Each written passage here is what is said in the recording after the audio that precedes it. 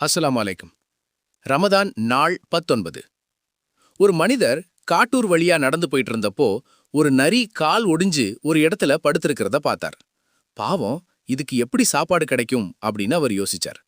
அப்போ அங்க ஒரு சிங்கம் ஒரு மான வேட்டையாடி எடுத்துட்டு வந்துச்சு. சிங்கம் வயிறு முட்டை சாப்பிட்டு மிச்சம் வச்ச கறிய அந்த நரி மெதுவா வந்து சாப்பிட்டுச்சு. இத பார்த்த அந்த மனிதர் நினைச்சார், நாம ஏன் கஷ்டப்பட்டு வேலை செய்யணும்? நரிக்கு உணவளிச்ச அல்லாஹ் நமக்கும் ஏதாச்சும் ஒரு வழியில சாப்பாடு கொடுப்பான் அப்படின்னு சொல்லிட்டு ஒரு ஓரமா போய் உட்கார்ந்துட்டார். ஆனா ஒரு வாரமாகியும் அவருக்கு எதுவுமே கிடைக்கல. பசியால சோர்ந்து போயிட்டார். அப்போ அங்க வந்த ஒரு ஞானி சொன்னார், தம்பி, நீ ஏன் அந்த நரிய பார்த்து பாடம் கத்துக்கிட்ட? அந்த சிங்கத்தை பார்த்து பாடம் கத்துக்க வேண்டியது தானே? மத்தவங்க கொடுக்கறத சாப்பிடுற நரியா இருக்கிறத விட மத்தவங்களுக்கு மிச்சம் வைக்கிற அளவுக்கு கொடுக்கிற சிங்கமா இருக்கிறது தானே பெருமை அப்படின்னு சொன்னார். நாம எப்பவும் வாங்குற கையா இருக்கக்கூடாது, கொடுக்கிற கையா இருக்கணும்.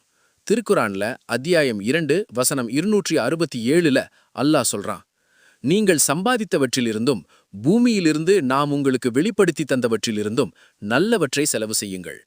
இந்த ரமதான்ல மத்தவங்களை எதிர்பார்த்து இருக்காம மத்தவங்களுக்கு உதவும் சிங்கமா நம்ம மனச மாத்துவோம்.